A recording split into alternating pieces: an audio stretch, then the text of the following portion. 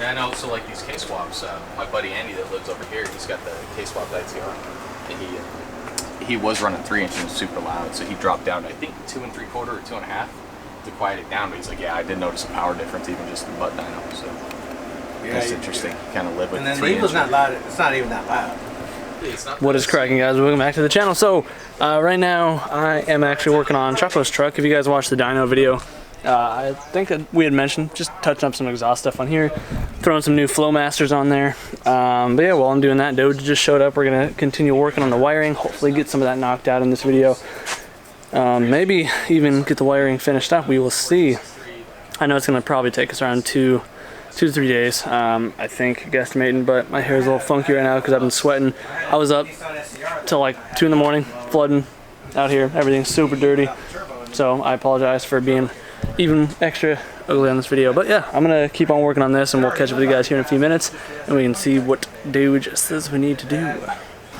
Just finished up the mufflers and the tips. I ended up doing some pie cuts for the tips. I'll show you that.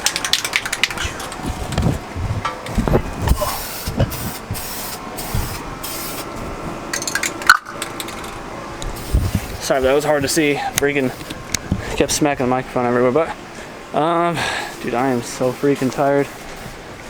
Oh, okay, well, now, what's the doctor doing with all the wires?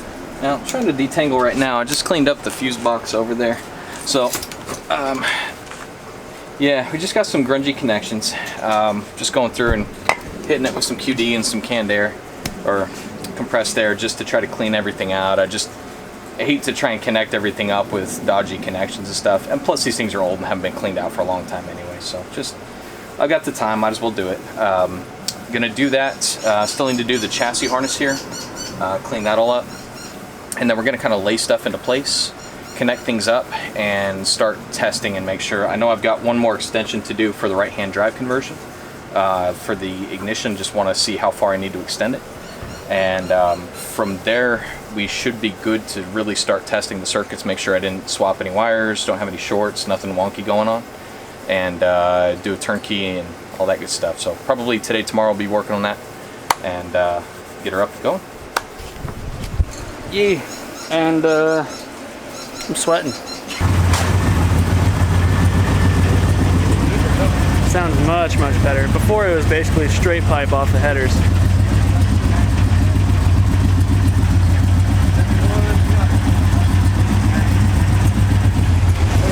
Another successful job. But we gotta move these cars, that way he can go home. I don't remember where I put half the hardware for anything in this car. I'm just gonna try and start assembling stuff, and then we're gonna just try and start mocking stuff up. And we're gonna hope for the best. So starting with the, whatever this thing is, hatch release, gas tank release stuff. Barrel. Mind you, I'm running off of like 4 hours of sleep, 2 cups of coffee, and a Dr. Pepper.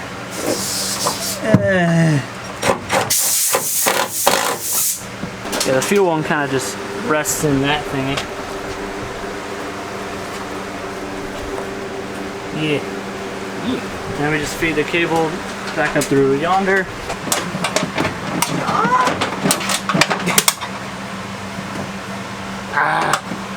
Elbow.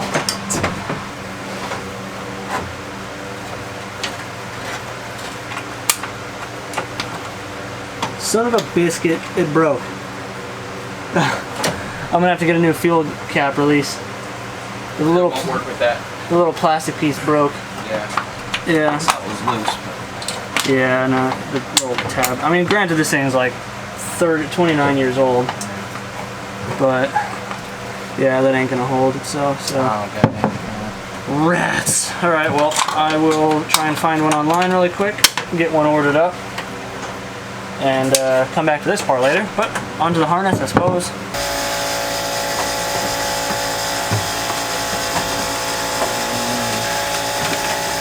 I think it's got to come my way a little bit. Oh, there we go. I just hung up. Test fit in the dash so we can test fit some of the wiring. The flock looks pretty good in here. I mean, for what it is. Yeah. Yeah, and thankfully you did it a while back, so it's had plenty of time to air out. Yeah. That won't just, I mean, I'm sure it'll cook a little bit and, you know, outgas, but yeah, I mean, there's stink like yeah. This spot just never healed right, never cured right, but overall the rest of it looks okay. But moving on.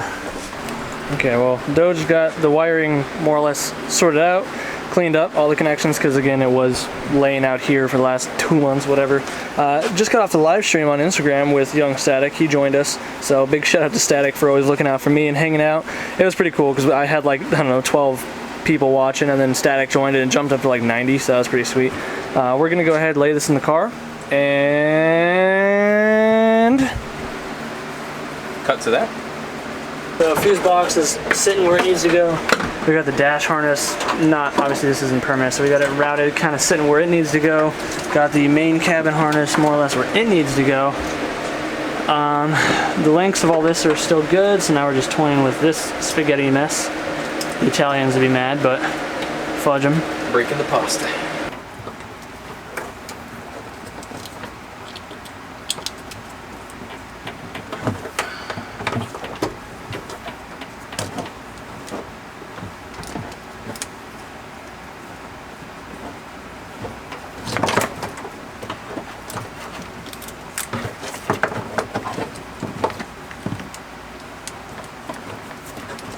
This is why we take pictures of everything, because even with the pictures I'm still confused. Same. I'll throw them right now, like. Yeah, we got the back half at least sorted out. I'm just working on hooking up some of the fuse box stuff here and just plugging stuff in, making sure it all goes where it's supposed to. Alright, well, we got the harness pretty much laid out there. Gotta tie it 1 or 2 grounds together to then test it. In the meantime, Doge wanted to try and see if he could fix my possessed clock, because if you guys remember, a lot of you make comments about how my clock, the hour number, just constantly goes. Like anytime I do an in point of view car drive thing, you'd be like, oh, your clock's possessed. Well, he's trying to look at it. So, just real quick, usually what happens with electronics is they age out. So you have these things called capacitors. This is an aluminum electrolytic capacitor. So they kind of have lifetimes to them. And they have values. So some of you guys that have done ECUs and stuff, you'll probably be familiar with these. So you can see this one is a 47 microfarad 16 volt. You can always go higher in voltage. You could go with like a 25 or a 30, whatever's available on the market. This is like a 10-cent part. Typically when you have failures with like what Chris has run into, you got something like this which isn't doing its job anymore and is failing. Most of this other stuff will last forever, essentially. So I might see if I can get a replacement for that. I'll check the back side of the board, see if there's anything else, but that might be his problem. We'll test it, we'll see what's up. Alright, trying to get some power hooked up, unhooking my battery kill switch terminal thing just to clean up because I painted it.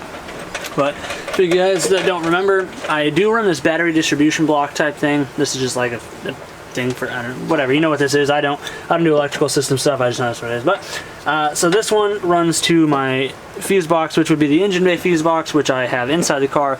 This one goes to the starter slash, no, this one goes to the alternator. This is the alternator power cable.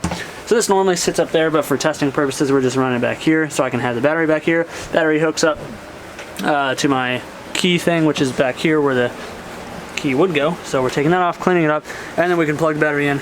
We got everything kind of grounded up. We got everything more or less sitting here just to test it. And if it all works, then we can pretty much just route it where it needs to go, like after we lumen it and whatnot. Long, slow, hot, muggy, wet, gross process. And Doge is getting absolutely destroyed by mosquitoes. Oh man, I've just sacrificed myself at this point. Let them land and then smash them. Go plug it in. Up. You got Kiki. Yeah, that.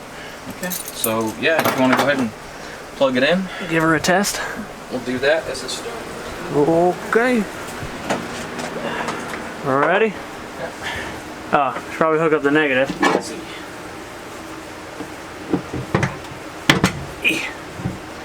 Okay. Hazard's working. Good sign. We got bulb on this side lighting up.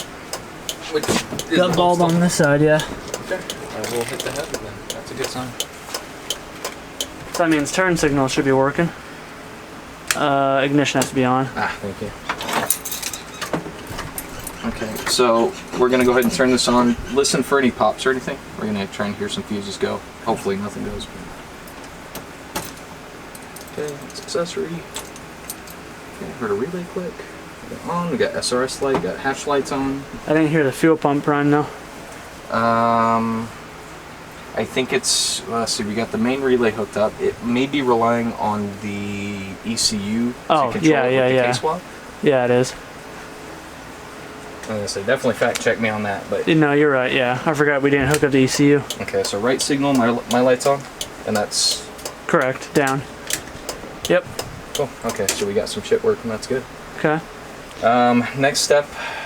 Headlight thing, or So accessory? Okay. The one click? We don't have the lights hooked up yet. There we go, yeah. Okay, so. Because I gotta get the other LEDs for that no side. sweat. So dash is working pretty good. We need to hook up the headlights still to test those. Yeah.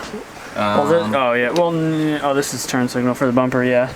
Yeah. So, yeah, I don't think I have any bulb stuff hooked up yet. So, we're doing. I gotta pull out that SRS bulb. I don't have SRS. Yeah. I was gonna say, what does that even? Because it must be generated in the. It was one of the things that we had to circuit around to get something else to work. I remember. Okay, I might have wired it in when I didn't. Yeah. Need it to. Which is fine. I'm just gonna unplug the bulb because that's the only one that stays lit up. Yeah, that's perfect. Okay, so let's. Oh, got that. Lights, tail light should be working. Turn the hazards on. Hit the tail lights. Okay, here's hazards. Working. Okay. Give me a sec. Brake light? It's not plugged into the master cylinder. Oh, it relies on that? Yeah. Or no, is the brake switch plugged in? I don't think you plugged in the brake switch. Oh, you know what? I don't think I did either. That's probably one of the mysteries. Turn the light switch forward. Just the one. The headlight? Like that? Yeah, not working. Oh, yep. That came on? Yeah. Okay, let's try the brake light. That's weird. Because, yeah, I thought tails should have come on there. On the first position, right? Yeah, normally, yeah. For the running lights. Well, making progress. Looks like it honestly is about to rain. My phone says it's supposed to. His phone doesn't say that, but I mean, you guys can kind of be the judge. I don't know.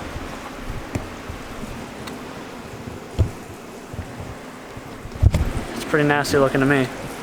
But we're, I don't know, probably gonna have to end up wrapping it up here shortly for the day, and at least we got this far. So we're back out here on a second day. What was supposed to be a quick little job this morning, when Doge is on his way over, I was helping my dad figure out a no-start issue on a CRV, like a slow crank no-start. Turned out it to be the starter. If you've never serviced a second-gen CRV, they suck absolute buttholes to service. So we just spent the last like 2.5 hours swapping out the stupid starter, changing out broken crap. Thankfully, I had my spare K24 to source a few little things from. But yeah, we're working back on the harness now. And the issue that we ran into at the end of yesterday, I think I filmed it, was the running lights were not working and the headlights were not turning on. So when we would turn the switch forward one click, nothing. When we would turn it forward 2 clicks, other than cluster lights, the second click, the tail lights would come on and then the fog lights would turn on, but no headlights and no running lights. But forgot that when we did the other conversion, when AD did this one, we didn't have a diagram. AD figured this one out on his own, if I remember right. So the mirror, all the stuff for the stock is mirrored on the right-hand drive stuff. So if there's a red and yellow on the left side, it's now going to be the red and yellow on the white side, or on the right side. So this is the one we have to copy and paste it into the car. But now we learned. Shout out AD on that. Yeah, there were a couple other connectors. I think the turn signal connectors and stuff had gotten swapped out too, and I definitely missed this one. It's one of the last things I needed to modify and probably steal some of the extensions that had been done on this harness and swap them across to make it a little cleaner, because right now it's stretched pretty taut. Yeah, but the more you know. Just doing some more wiring work. Wanted to bring this up. I tend to poo-poo too much on people doing different stuff with wiring. You want to do what's going to be the most robust for your application. Is really what it gets down to. Normal butt connectors that you go and buy over the counter, they work if you've got a good set of crimpers. These are pretty big nasty guys. commercial electric. This is Home Depot stuff. They work a little bit better than like the normal real thin metal ones that you can get super easy anywhere. Those tend to not crimp very well. You really want something that's going to put a nice fat divot in it. Problem is, when you're using normal insulated, like nylon insulated butt connectors, is this will tear right through that insulation. So what I like to do is use these uninsulated connectors. You can actually see here, they're closed barrel connectors, and you get really nice crimps out of them when you use a good crimping tool. And you can yank on this thing pretty good. I don't want to damage this connector, but you can yank on this thing pretty good, and it's not going to pull the wire out. And then you heat shrink it after that, so you can put as much heat shrink as you want to on it, and then you can wrap it from there. So you don't end up using the the normal butt connectors and stuff. These just they can hold up, but more often than not, I find that they're not crimped well enough, unfortunately, because you want good hardy crimpers. Just thoughts from a guy that's done a lot of connections. Soldering is really good too. You just want to make sure you use good ample amounts of heat shrink, and then try to tie the wires up to avoid vibration. A lot of guys say never solder automotive stuff. Never say never. You try not to, or you try to just secure it so it's not vibrating and you're running the risk of cracking the solder. There's a lot of trains of thought on it, but that's mine. If you guys want to get your own set of this stuff, like the crimpers, the connections and stuff, I'll have an Amazon link to it at the top of the description and at the top of the comments, so you can click that link, you can go get it, and then I get a little bit of commission base. So, got the the running lights, got those situated because we had the other style. There's two different styles. Yeah, so the connectors are all the same. This isn't the right one. It's this one. The connectors are all the same. It's just the American ones and the JDM ones have different. JDM ones have 2 or 3 things to hold the bulb in. The American ones only have 2 for whatever reason. So got the things crossed over for the correct thingy. And then we just tested the headlights, got those situated now. So they work. This one, the bulb was bad. I know my low beam was bad for a while, but now the high beam seems to be out too. You can kind of see it glowing, but not wanting to work. Obviously that one works. We did swap the bulbs around, confirm that it is just a bulb.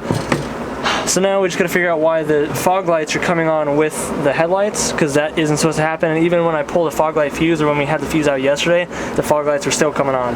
So I think once the fog light thing is situated, then we can plug up the cab or the engine harness, right? And then we should be able to test that. Yep. Just about done. And again, I do apologize for not going into super gnarly detail about like exactly how this is being done.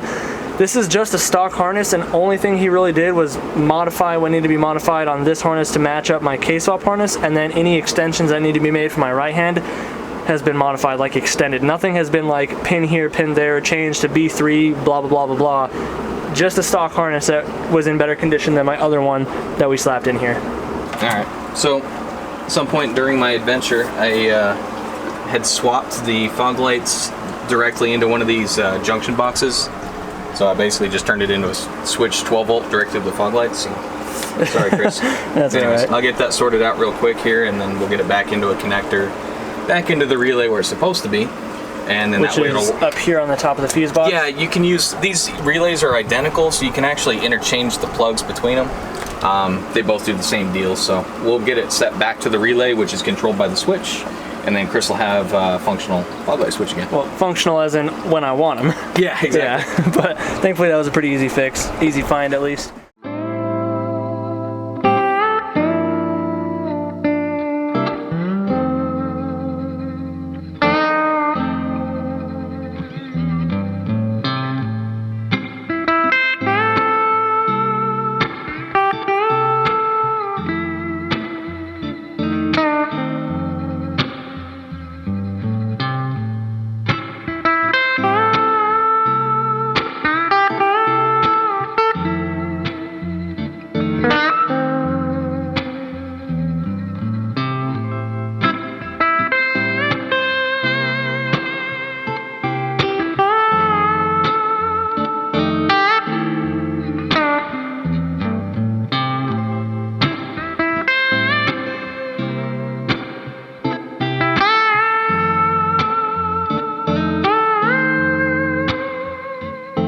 I got it sorted out. So the wire that I just showed you where Doge was crimping it and he split them, that was a mistake. So one of them was a constant power, and it was actually coming from I want to say the defrost. So he basically had just mixed the red and black wires. So we respliced that, pinned the power one into the power block, and then looped the two that were not getting power like it was supposed to be. And then we added a fuse because I forgot that I had an add a circuit in my rear defrost fuse. And then I didn't want to plug in the other circuit, so we just threw a fuse in there. And then I forgot that I needed the key on. So now key on, fog light, work. And then headlights, work. High beams, work. So that means everything is working. I'm pretty sure everything. I think that was it. Yeah. Yeah. On the hit list, that should be everything. I could do a voltage check at the. Actually, I really want to do that first. I mean, so the relay's working for the radiator fan. Oh yeah, because he added a relay. Because before mine was just hardwired on all the time. It's been. I know this is a really short amount of time for some of you guys that have your car on stands for 2 years doing a swap or doing stuff like that. But this 3 months or however long it's been has been the longest this car's ever been down since I've owned it. So yeah, we're almost there, but almost there. Yeah, just checked it to neutral. So we'll key on, listen for pops. Ready? You'll have your start switch. Do you want me to film? Sure. Ready? Yep.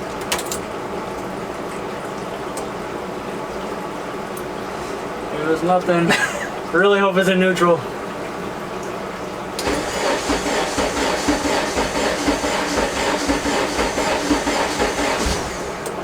It's been sitting for like 3 months. Give her a sec. She can do it. And also that may be the weak fuel pump part.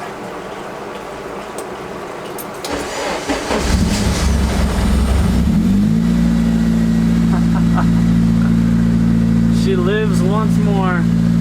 She ain't quitting yet. I do have to go. I will go get the ignition switch. I'll look it up right after I cut this or do this. But thank you so freaking much. No problem, man. This is awesome. Yeah, all that's left now is, like I said, pull it all out, just wrap it up, put it all back together, change the ignition switch. Please don't do that. If it works, it'll work.